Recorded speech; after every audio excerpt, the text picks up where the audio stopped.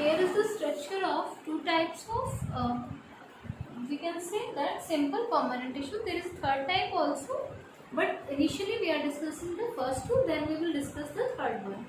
The very first one, here it is the diagram is showing that is of parenchyma tissue, while the other one is showing the diagram of the collenchyma tissue.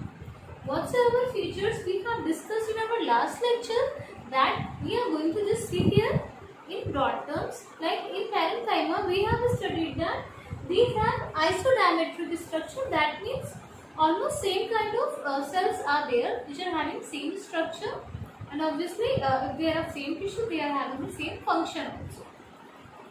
Here it is just shown you intercellular spaces. That means cells are made here, and in the cells there is a gap. The gap between the two cells is known as a intercellular space. Suppose two cells are there, तो इनके बीच में जो gap आ जाएगा, दो sales को join किया, कुछ gap आ जा रहा है, then this gap is called as a intercellular space. Cell को ज्वाइन करने पे भी जो गैप आता है, that would be intercellular space. Here it is shown TS1. Here it is written LS in your book. कि एक जगह पे ट्रांसफर सेक्शन लिखा है और दूसरी जगह पे लॉन्गिट्यूडनल सेक्शन लिखा है. Then what does it mean by transverse section, and what does mean by longitudinal section? Then the transverse section means, suppose it is the stem of the plant. Plant का एक stem है, inside it permanent tissue is there.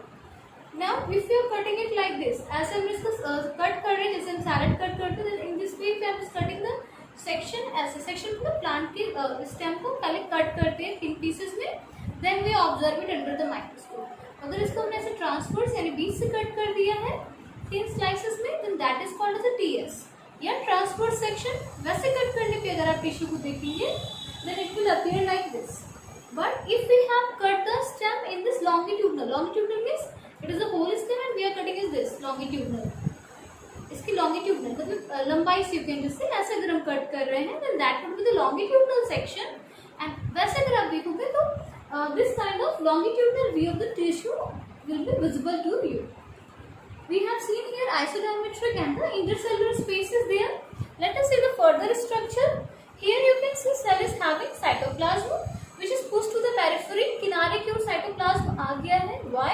Because in permanent tissue there is a large vacuole. Vacuole बहुत बड़ा होता है which pushes the other cellular components to the periphery. Periphery में push कर देता है. Then next, after that it is having nucleus. You all know that all the functions of a cell are controlled by nucleus only. Then it is having here middle lamella. Middle lamella is the structure which joins the two adjacent cells. दो cells को join कर रहा है, is that structure. Then it is having chloroplast. Parenchyma, I have told you, parenchyma is having chloroplast. It has the ability to do the process of photosynthesis, and in that time it is said as a chlorenchyma. CHLO chloren, REN, chyma, CHYMA, chlorenchyma, because it is having the chloroplast, that's why it is called chlorenchyma. Then it is vacuole. I have already just explained you. It is having large central vacuole. Then primary cell wall it is having, and it is also having that intercellular spaces which I have shown you there. That is the intercellular spaces. Function I have explained you, that of the parenchyma. If it is having large air spaces, at that time it is called parenchyma, and it has the function of just providing buoyancy to the plant to float over the surface of water.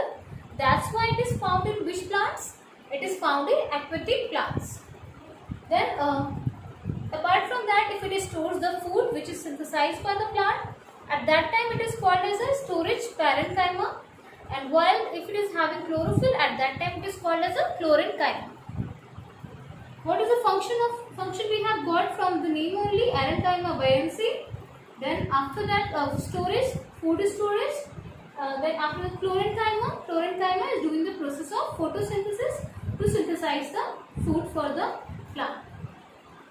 Where do you can find that? You can find it over the green colored leaf which is having chloroplast. Okay, in that it is having, and storage parts also, like suppose if I am just saying potato, it is the storage structure. Which tissues it would be having? Obviously storage form of the parenchyma.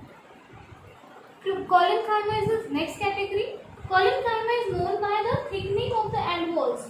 Whatsoever cell की जो end है, it will be thickened. Thickened होगा किस चीज के deposition से?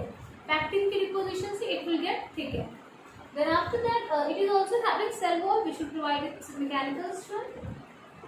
Mechanical strength will be provided by both cell wall and this wall thickening. Thickening I have written here in short.